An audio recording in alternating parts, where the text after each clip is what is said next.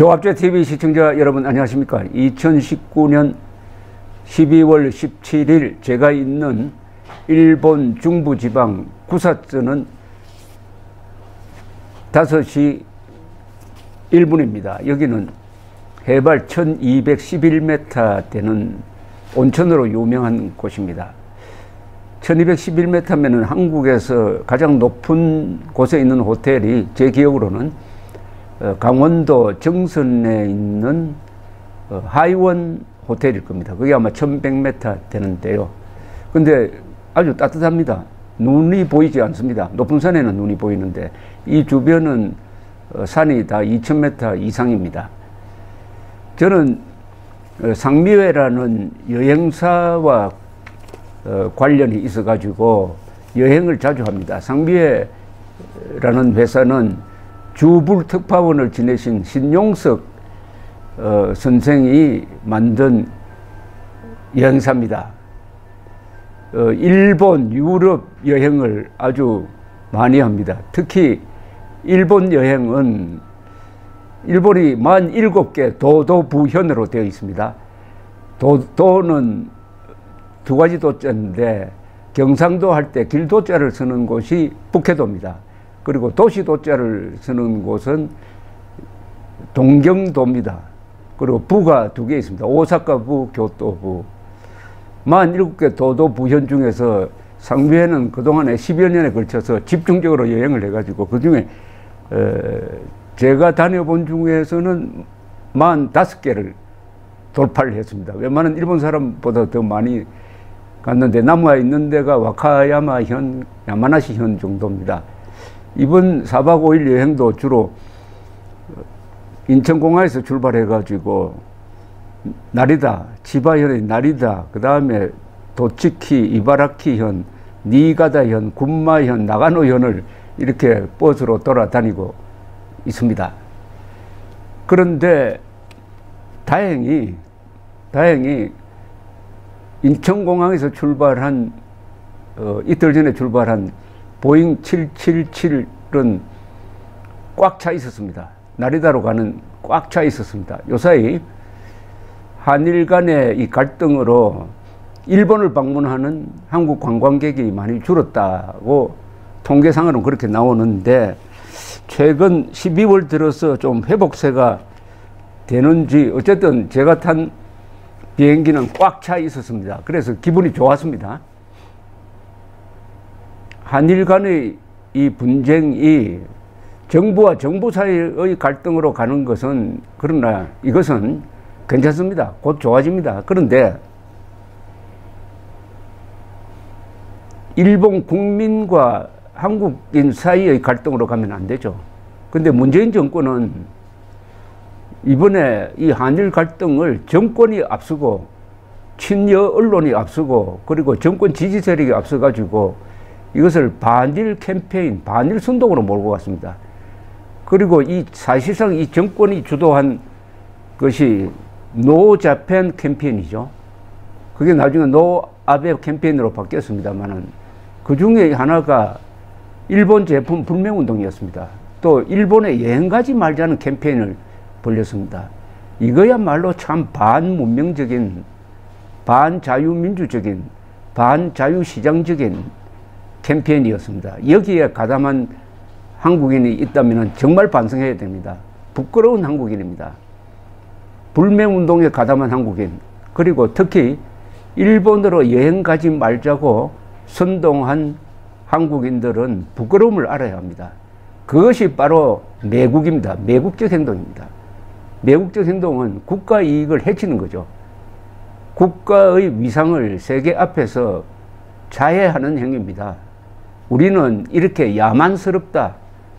그래야 한국인의 체면을 구기게 만드는 그 사람들 때문에 일본으로 가던 관광객이 얼마나 줄었나 하면 통계해보면 7월 달에는 7.6% 줄고요. 8월에는 50%가 줄었습니다.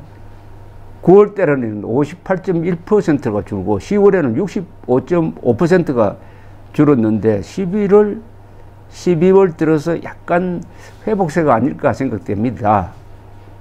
그런데 일본 관광객은 오히려 한국으로 들어오는 일본 관광객은 작년에 비해서 10%포인트 이상 늘었습니다. 일본 사람들은 꿈쩍도 안 하는데 한국 사람들은 왜 이렇게 순동에 약한 거죠? 어쨌든 저는 이번 상미의 여행단에 들어와서 일본을 이렇게 관광하게 된 것을 자랑스럽게 생각합니다. 이게 바로 애국입니다. 정부와 정부 사이는 항상 갈등하게 되어 있지만 국민과 국민 사이에 무슨 지금 일본 사람과 한국인 사이에 원한이 있습니까? 왜 일본에 가지 말라고 합니까? 심지어 여행사로 전화를 걸어가지고 일본으로 가는 관광객 모집하지 말라는 그런 영업방해까지 했다는 겁니다. 정말 한국인의 취약점을 보여줍니다. 반일 종족주의 선동에 넘어간 한국인들 민주주의 할 자격이 있습니까?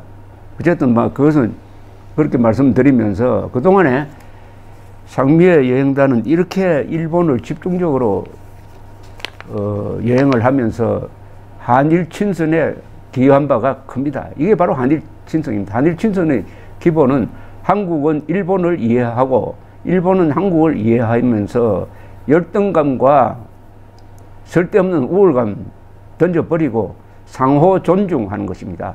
상호 존중하고 그리고 상호 이익을 도모하는 것입니다. 그렇게 하기에 딱 좋습니다. 왜냐하면 한국도 일본도 아시아 최고의 민주주의를 발전시켰습니다. 그래야 아시아에서 민주주의가 가능하다는 것을 보여주었습니다.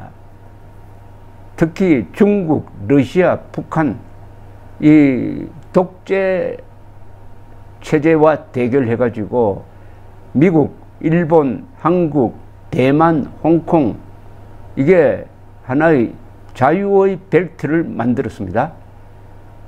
그런 점에서 한국과 일본은 공동 자유 운명체입니다. 한미일 동맹이라고 그럽니다. 흔히 한국과 미국은 군사동맹, 미국과 일본도 군사동맹, 그리고 한국과 일본 사이도 준군사동맹입니다. UN 사령부의 전방사령부는 한국에 있지만 후방사령부는 일본에 있습니다. 일본에 있는 7개 미군 기지입니다. 따라서 한반도에서 전쟁이 일어나면은 일본의 협력을 받아가지고 후방기지, 유엔군 후방기지에 있는 미군 비행기와 함정이 한국을 돕기 위해서 출동하는 것입니다. 따라서 한미일 군사동맹인데 이것은 그 핵심이 자유동맹입니다. 자유를 공동가치로 하고 있습니다.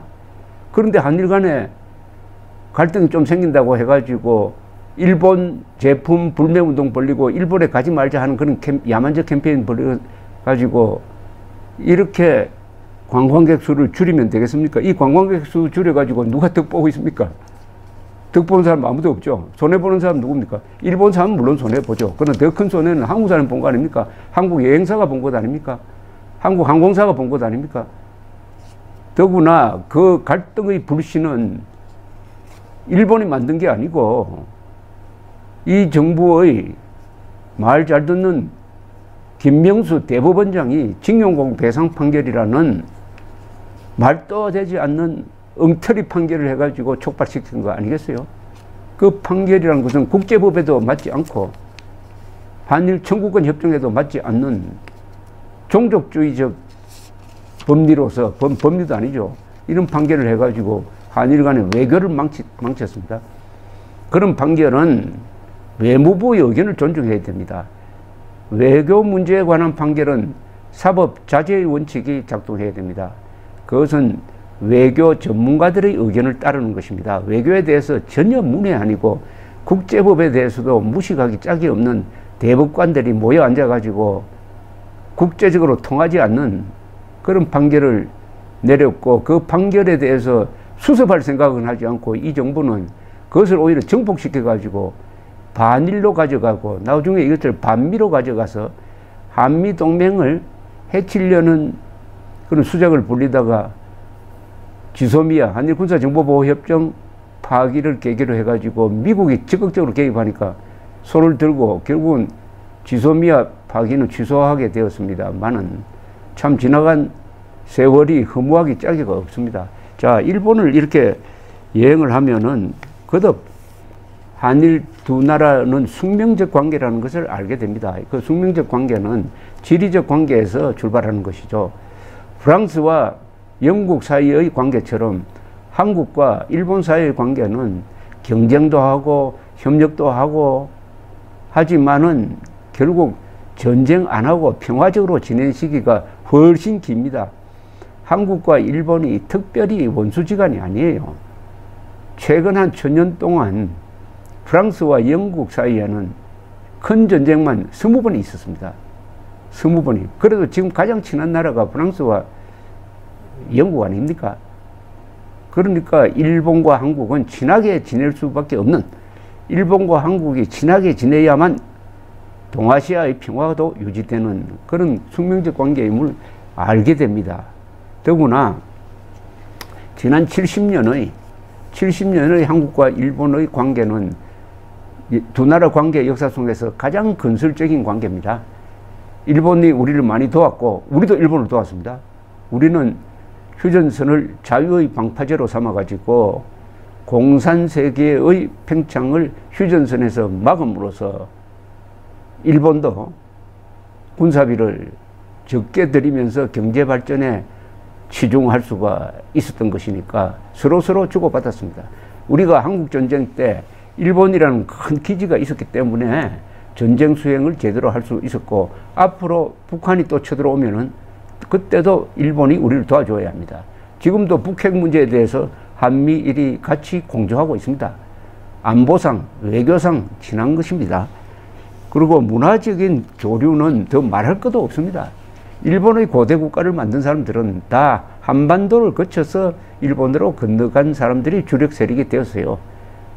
고구려 사람, 백제 사람, 신라 사람, 가야 사람들이 일본에 가서 일본이라는 나라를 만들었고, 그 나라가 워낙 일본이 좋은 땅이니까 인구가 번성하고 해가지고, 특히 도쿠가와 막부 시절에 한 260년의 평화가 지속되니까 일본의 국력이 강해지고, 일본 사람들의 문맹률이 아주 낮아지면서 일본 사람들의 수준이 높아지고, 이게 명치유신을 계기로 해가지고 근대 국민국가를 만들기 시작하니까 급속도로 국력이 커져가지고, 그때부터는 제국주의 세력화돼 가지고 욕심이 넘쳐서 한반도 침략하고 만주 침략하고 중국까지 먹으려고 하다가 2차 세대전을 일으켜서 쫄딱 망했다가 메가더 사령부, 메가더 장군의 지도하에 민주주의 국가로 탈바꿈한 거죠.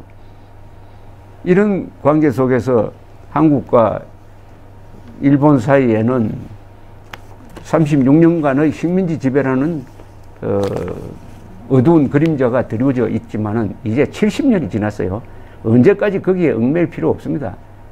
우리가 한민족이 일본을 지배했던 시기도 있지 않습니까?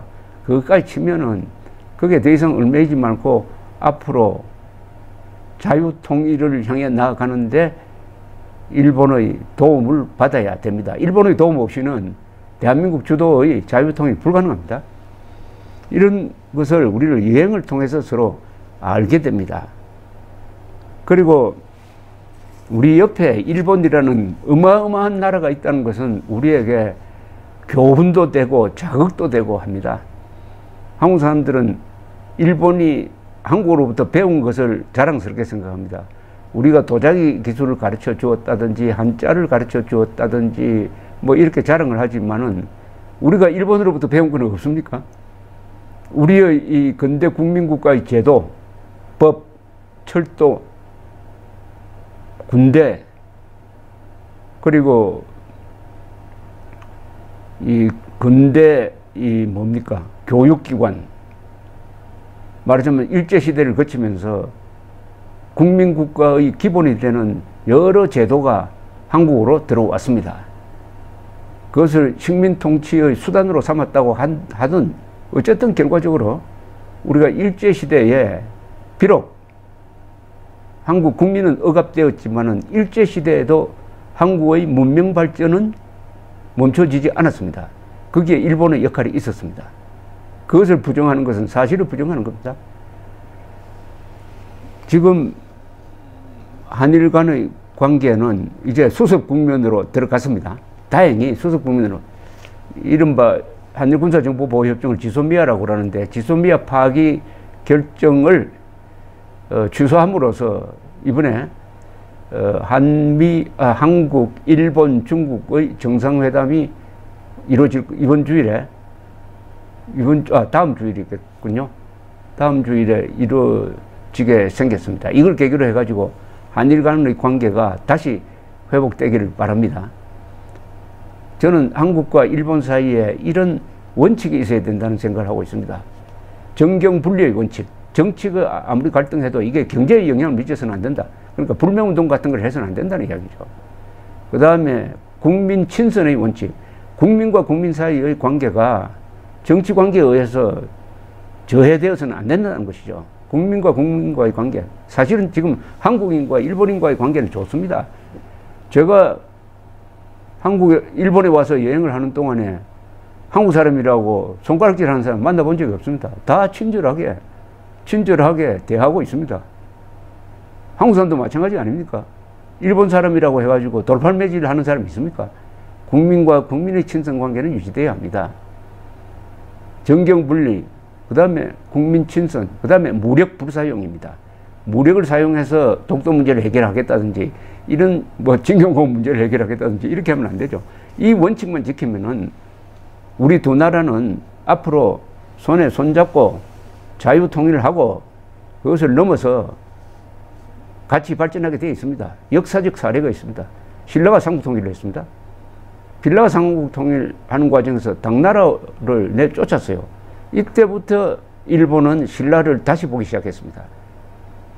신라가 당나라와 손잡고 일본까지 칠 줄 알았는데 아니, 신라가 굉장히 문무왕, 태종무열왕 김유신이 어마어마한 자주의 힘을 발휘해가지고 세계 최강대국인 당나라를 내쫓고 한반도를 차지해가지고 통일국가를 만드는 걸 보면서 일본의 지도부가 신라를 높게 평가하게 됐습니다. 그때부터 오히려 신라를 배우기 시작했습니다. 그러면서 한일 관계가 매우 좋아졌습니다. 한 50년 동안. 그때 일본은 당나라에 견당사 사신을 보내지 않았습니다. 오히려 신라에 보냈습니다. 신라와 일본이 좋아졌다는 것은 무슨 뜻이냐? 문무왕이 삼국통일을 완성함으로써 한반도에 강한 정권이 들어섰습니다. 통일 신라 정권이 들어섰어요. 그러니까 한반도에 약한 정권이 들어선다든지 한반도가 분열되면 반드시 주변 국가가 끼어 들어가가지고 국제전쟁을 벌립니다. 삼국시대 전쟁이 바로 그랬습니다. 그런데 신라가 딱 한반도의 주인이 되니까 갑자기 동아시아에 평화가 왔습니다. 당나라, 신라, 일본이 불교라는 공통된 문화를 매개로 해가지고 한자, 불교를 매개로 해가지고 활발하게 교류하면서 고대에 한 200년 넘는 평화의 시대가 왔습니다. 그 평화의 시대를 만든 사람이 바로 신라 삼국통일을 주도한 문무왕이었습니다. 문무왕은 한반도의 평화만 가져온 게 아니라 동아시아의 평화를 가져온 사람입니다. 이걸 일본 사람들이 아주 높게 평가합니다.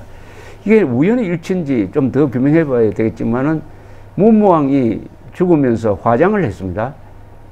그 다음 한 50년 뒤에 일본에서 천황 한 분이 돌아가셨는데 그분 시호가 문무천황입니다. 이분도 화장을 했어요. 그래서 일부 학자는 문무천황이 롤 모델로 생각하는 사람이 문무왕이었다는 겁니다. 아마도 7세기, 8세기에 걸쳐서 동아시아에서는 문무왕이 아주 유명한 정치인으로 평판이 높았지 않을까 하는 그런 생각을 합니다. 따라서 그런 역사적 맥락에서 보면은 한국이 일본과 미국의 도움을 받아서 삼국통일을 이어가지고 남북통일을 하면은 어떻게 되느냐? 한반도가 통일된 나라가 되고 번영하는 나라가 되고 자유로운 나라가 됩니다. 강력한 나라가 됩니다. 그러면은 중국도 일본도 한국 문제 가지고 장난칠 수가 없게 됩니다. 그러면 자연스럽게 평화가 오는 거죠. 이런 시기를 만들려면은 우리가 자유통일을 해야 됩니다. 이 자유통일 할 때는 일본의 도움을 받아야 됩니다. 일본 여행하면서 그런 유쾌한 상상력을 한번 발휘해 봤습니다. 감사합니다.